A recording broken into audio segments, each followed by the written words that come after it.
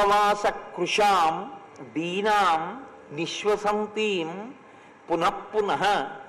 ఆవిడ మళ్ళీ మళ్ళీ మళ్ళీ మళ్ళీ నిట్టూరుస్తోంది. సుందరకాండలో రెండు మీకు ఎక్కువ కనపడతాయి. ఏం పర్వాలేదంటాడు రావణుడు, అంటుంది సీతమ్మ. ఈ రెండిటికి సంఘర్షణ సుందరకాండ.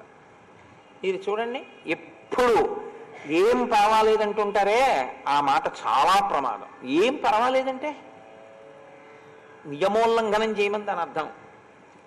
ఏమంటే ఇప్పుడు చెయ్యొచ్చా పని అని అడిగారు అనుకోండి, ఏం పర్వాలేదండి అన్నారనుకోండి, దాని అర్థం ఏంటో తెలుసా? పక్కన పెట్టేసే శాస్త్రాన్ని.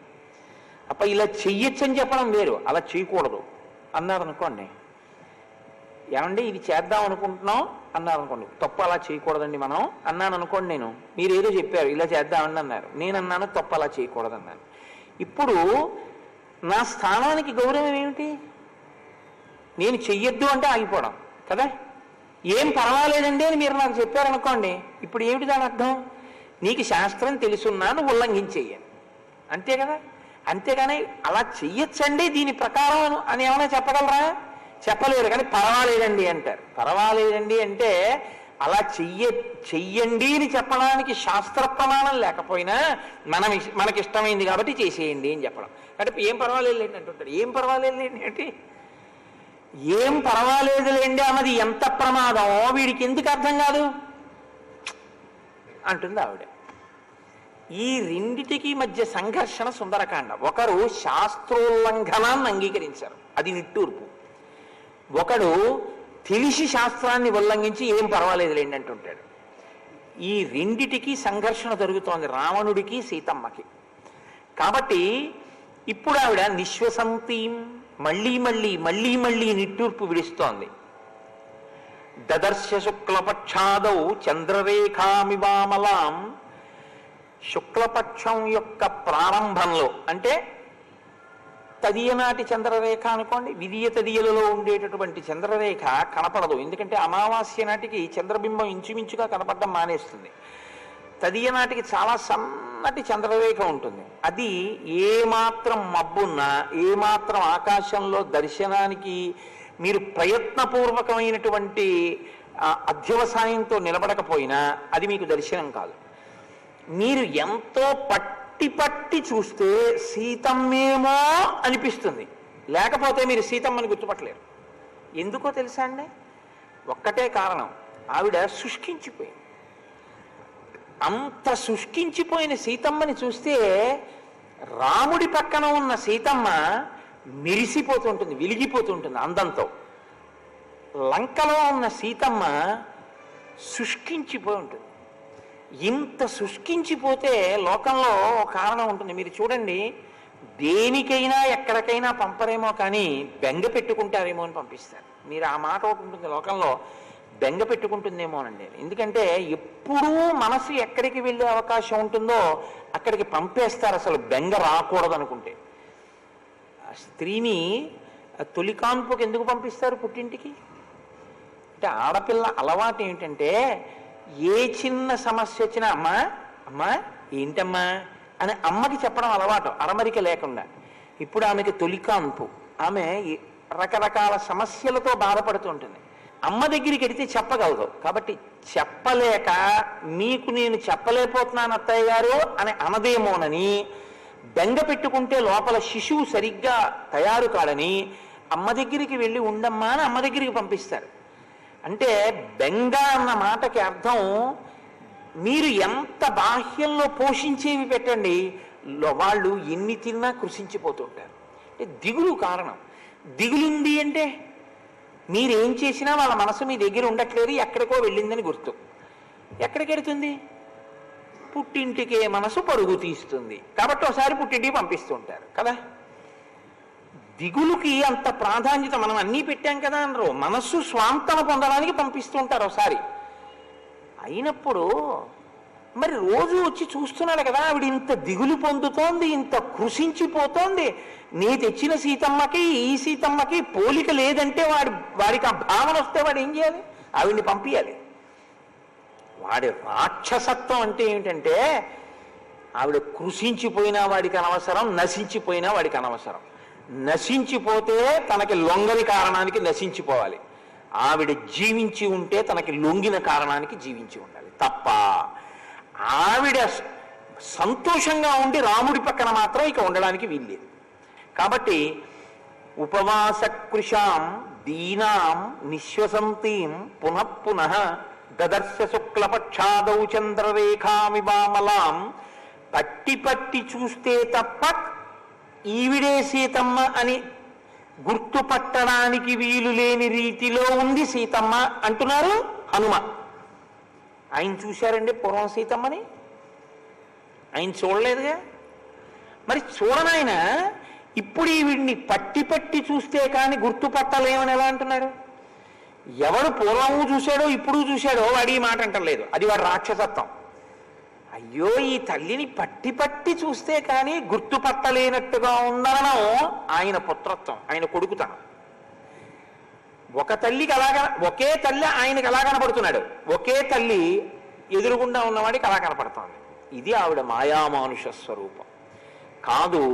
పతనమయ్యేవాడికి స్త్రీ ఎలా కనపడుతుంది, ఉద్ధరణ పొందాలనుకున్న వాడికి జగన్మాత కనపడుతుంది.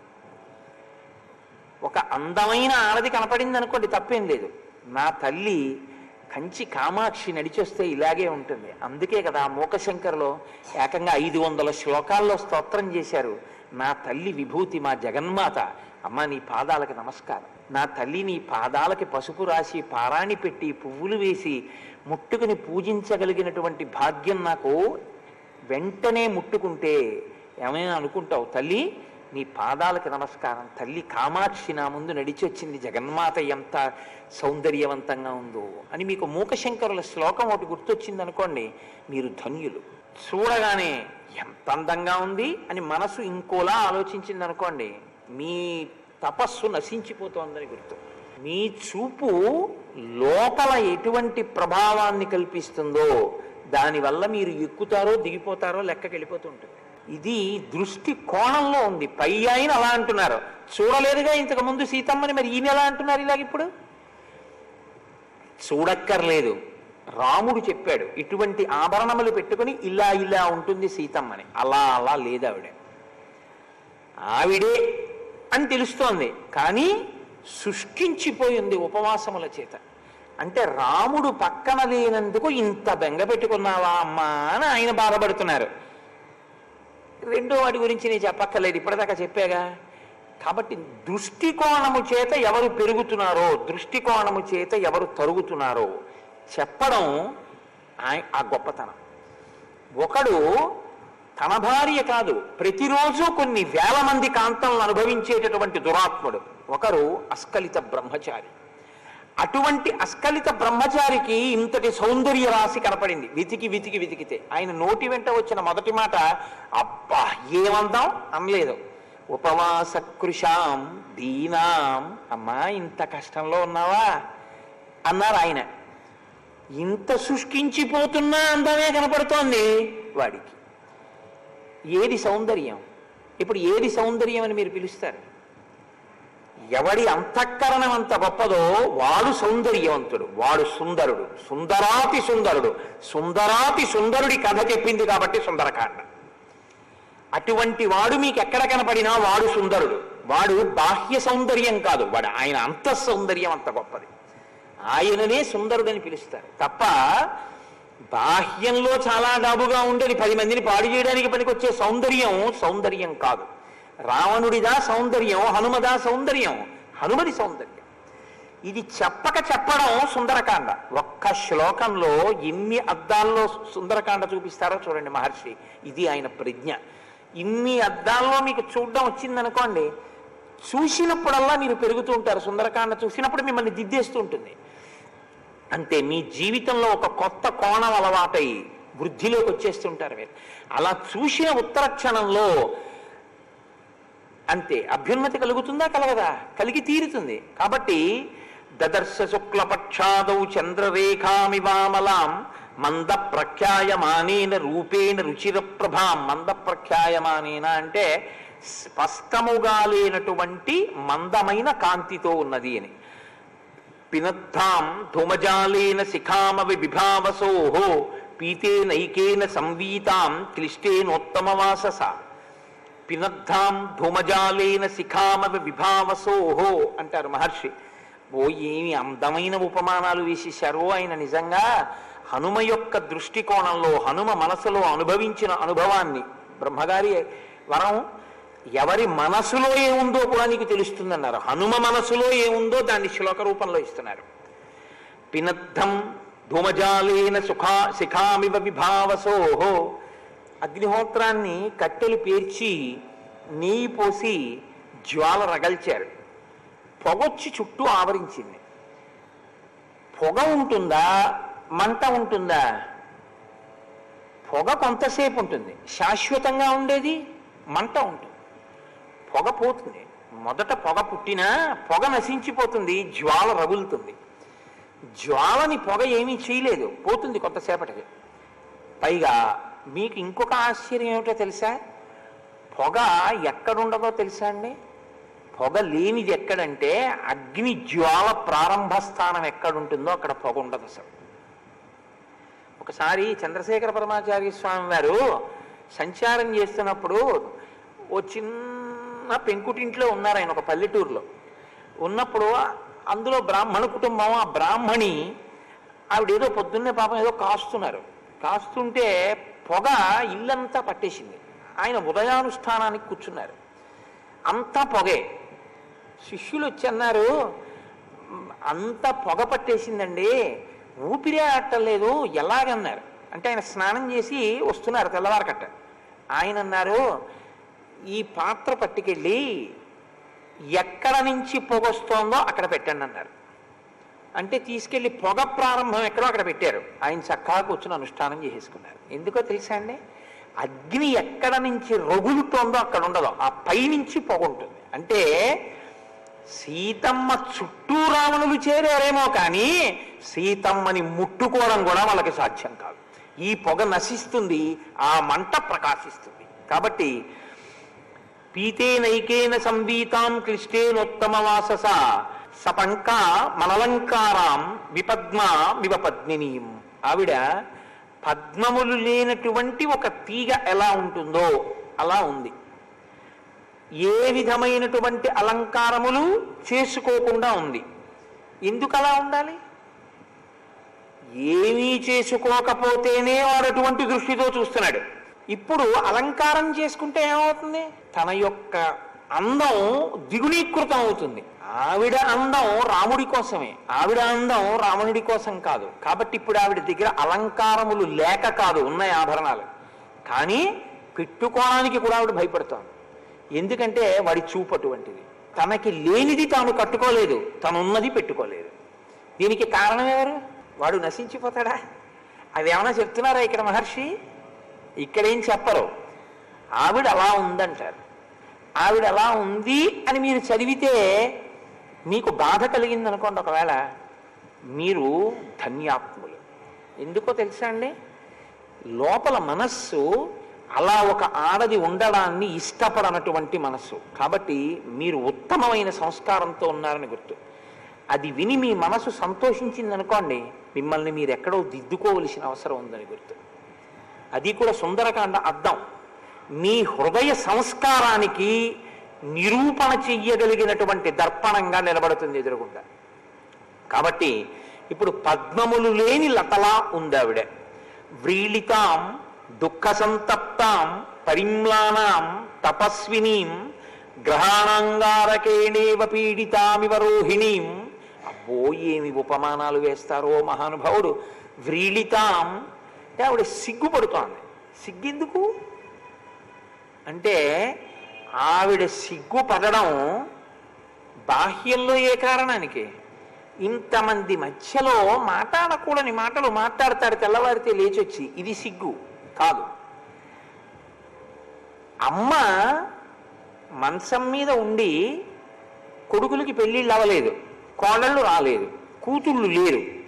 అమ్మ అనారోగ్యంగా ఉంది, అమ్మకి ఒంటి మీద స్పృహ లేదు, అమ్మకి స్నానం చేయించాల్సి వచ్చింది, అమ్మ ఒళ్ళంతా తుడవాల్సి వచ్చింది, అమ్మ మలమూత్రములు తుడవాల్సి వచ్చింది. ఏ కొడుకు మనస్సులోనైనా అమ్మతనాన్ని చూస్తాడు కానీ ఆడతనాన్ని చూసే మనసు ఉంటుందా? అమ్మ అంటేనే సౌందర్యం. సౌందర్యం అంటే నా ఉద్దేశంలో బాహ్య సౌందర్యం కాదండోయ్. అమ్మ అంటే నిరంతరము నీ అభ్యున్నతిని కోరుకునేటటువంటి నీ మాంసనేత్రములకు కనపడేటటువంటి ఈశ్వర స్వరూపమే అమ్మ. అమ్మ కొడుకు చూపు చూసి అమ్మ సర్దుకు కూర్చోవలసి వచ్చిందనుకోండి, అంతకన్నా చావు కొడుకు ఇంకోట్లేదు. ఎందుకంటే అమ్మను అలా చూడు ఏ కొడుకు. కొడుకు అలా చూశాడనుకోండి, అమ్మకు అంతకన్నా సిగ్గుతనం ఇంకోట్లేదు. ఇలాంటి కొడుకునా నేను కన్నానని. ఇందుకు ఆవిడ బాధపడుతుంది. త్రైలోక్యమాతని చూడకూడని చూపు చూస్తాడు పొద్దున్నొచ్చి. ఇది ఆవిడ వ్రీళితాం. దీనివల్ల చావెవరికి? ఎవడు చూస్తున్నాడో వాడికి. ఇది చెప్పకుండా చెప్పడం మహర్షి గొప్పతనం. ఆవిడ సిగ్గుపడుతోందంటారు. అంతగా మీకు అర్థమైనా చాలు, ధన్యులే. ఆవిడ సిగ్గుపడ్డాన్ని మీరు బాధపడ్డారనుకోండి, ధన్యులు, ఉత్తమ సంస్కారంతో ఉన్నారు. కాబట్టి వ్రీళితాం దుఃఖ సంతప్తాం. ఆవిడ అదే పనిగా ఏడుస్తోంది. ఎందుకు అదే పనిగా ఏడవడం? రాముడి కోసం. రాముడు లేడా? ఆవిడతోనే ఉన్నాడు. ఎక్కడ? ఆవిడ ధ్యానంలో. మరి ఆవిడికి ఏం కావాలి? బాహ్యంలో కూడా రామ సాన్నిధ్యం కావాలి. ఆవిడికి రాముడి పక్కనే కూర్చోవాలి, రాముడితో తినాలి, రాముడితో మాట్లాడాలి, రాముడితో ఉండాలి. ఇది ఆవిడ కోరిక. దానికి మధ్యలో అడ్డొచ్చాడు వాడు. ఇదే మహాపాపం. అంటే ఏ కారణమైనా సరే నీకు అనవసరం. భార్యని భర్తని పక్క పక్కన ఉంచేయాలంతే. ఏ ఒక్క కారణానికి భార్యకి భర్తకి మధ్యలోకి వెళ్ళి ఎడం కల్పించే అధికారం మనకి లేదు. ఇప్పుడు ఈయన వీళ్ళిద్దరికీ మధ్యలోకి వచ్చాడు, ఆవిడ ఏడుస్తోంది. అలా కానీ ఏడిచిందనుకోండి చాలా ప్రమాదం. అందుకే మీరు చూడండి, లోకంలో ఒక చిత్రమైన పోకడు ఉంటుందండి. ఆడపిల్ల ఇక్కడ పుట్టిన పిల్ల కాదు, ఈ ఇంట్లో పుట్టిన పిల్ల. ఈ ఇంట్లో పుట్టిన పిల్ల చమత్కారం ఏమో తెలియదు కానీ ఎప్పుడు మా ఆయన దగ్గరికి వెళ్ళిపోదామా అని చూస్తుంది. మీరు ఎక్కడ పెట్టండి ఇంకా తీసుకెళ్ళి, ఆ అమ్మాయికి తృప్తి ఉండదు, వాళ్ళ ఆయన దగ్గరే తృప్తి. అది ఈ జాతి సంస్కారం అండి, ఈ జాతి జీవనాడి. అది ఆమె స్వస్థానం అనుకుంటుంది. తన భర్తతో ఉన్నదే తన స్వస్థానము అని ఆమెకి నమ్మకం. ఏ ఆడదైనా సరే, నేను ఏ ఒక్కరి గురించి చెప్పట్లేదు. అయినప్పుడు అసలు అందుకే బాహ్యంలో కూడా మధ్యలోకి వెళ్ళొద్దంటారు. పుట్టింటికి వచ్చి ఆడపిల్ల బెంగపెట్టుకుంటే పుట్టింటి నుంచి పంపించేసిన సందర్భాలు ఎన్నో ఉంటాయి. మీ అందరూ అటువంటి ఉన్నత సంస్కారం కలిగిన తల్లులే. వెళ్ళి భర్త ఫోన్లే వెళ్ళి ఓ 15 రోజులు ఉండంటే మీకు వంట రాదు, మీరేమంటారు? 15 రోజులు ఉంటే మీ ఆరోగ్యం పాడైపోతుంది, 2 రోజులు వెళ్ళి వచ్చేస్తానులేండి అంటారు. ఏమి అక్కడ పుట్టి అక్కడ పెరిగిన వాళ్ళు అక్కడికి వెళ్ళడానికి ఏమిటి ఇబ్బంది? వాళ్ళు వెళ్ళరు. భర్త అంటే అంత అపేక్ష. అక్కడ ఉండి మరి నువ్వు అంత తలుచుకుంటే నువ్వు భర్తతో కలిసి లేవా మానసికంగా? చాలదు వాళ్ళకి. తనంటూ వండితే ఆయన కోసమే, తనంటూ తిరిగితే ఆయన కోసమే, తను అలంకరించుకుంటే ఆయన కోసమే, తను ఎదురు చూస్తే ఆయన కోసమే, తను దెబ్బలాడినా ఆయన్ని, ఆయన దెబ్బలాడినా తన్ని, కొట్టుకున్న వాళ్ళిద్దరే, తిట్టుకున్న వాళ్ళిద్దరే, కలిసి ఉన్న వాళ్ళిద్దరే. అదే దాంపత్యం అంటే కదండి. ఇది దాంపత్యంలో ఉన్న అందం. ఇది తెలుసున్నవాడు ఏ దంపతుల్ని విడతీసే ప్రయత్నం వాగ్రూపంగా కూడా ఒక్కనాటికి చేయకూడదు.